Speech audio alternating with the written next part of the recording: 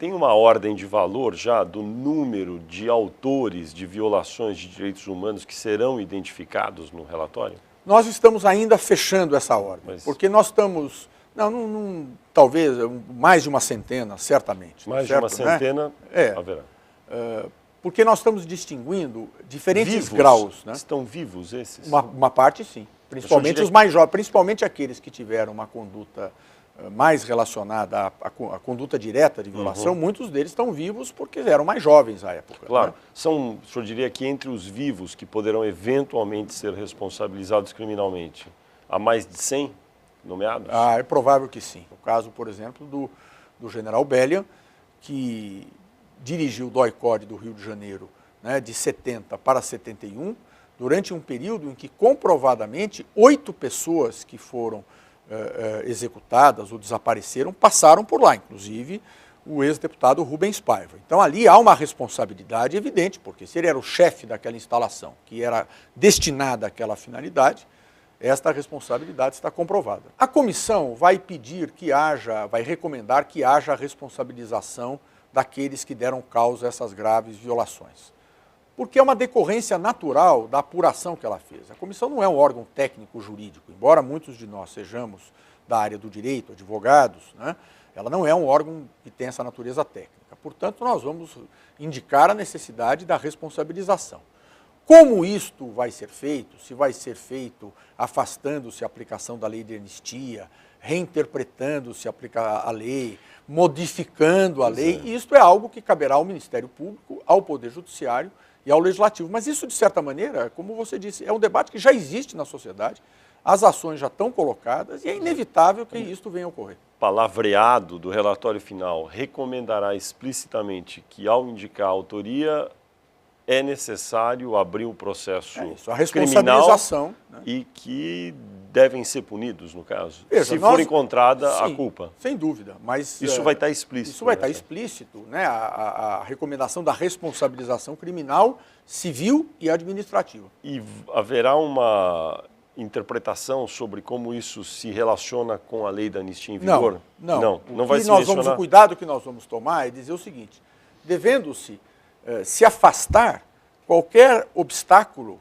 que possa ser identificado na lei de anistia ou em qualquer outra legislação, tendo em vista que essa responsabilização decorre do fato de que, à luz da doutrina e da jurisprudência do direito internacional dos direitos humanos, essas graves violações se configuram como crimes contra a humanidade. Em relação a isso não há anistia. E hoje está mais do que demonstrado, né, não só que houve graves violações de direitos humanos, como que essas violações não foram produtos da ação isolada de alguns psicopatas, casos fortuitos. Elas foram produto de uma atividade planejada, sistemática e, portanto, caberia nesse momento aos comandantes reconhecer isto, é o que nós pedimos, que eles reconheçam que houve essas graves violações, que houve esse protagonismo das Forças Armadas, né?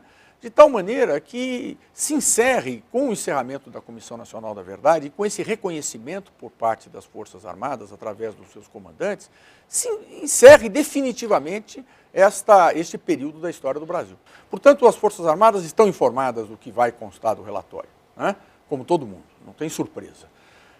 Ou elas se antecipam e com o reconhecimento, né, do que houve por parte delas, convertem esse 10 de dezembro numa data que eu diria de celebração, ou ela pode ser o contrário, essa data, como eu disse. A outra alternativa é não haver nada até lá, as Forças Armadas não reconhecerem o papel que tiveram nessas graves violações de direitos humanos, tortura, mortes, execução, desaparecimentos forçados, ocultação de cadáveres, e a partir daí vai se instaurar uma situação muito constrangedora, inclusive, no país, porque vão ser apresentados dados, a sociedade vai se virar para as Forças Armadas, para o presidente, para o governo, esperando uma atitude, e o que é pior na perspectiva dos atuais comandantes, como esses atuais comandantes vão deixar seus postos, eles deixarão uma bomba armada para seus sucessores, que terão que lidar, então, com esse quadro muito difícil de administração. Uma coisa que nos frustra enormemente, Fernando, diz respeito à localização dos corpos de desaparecidos políticos, né?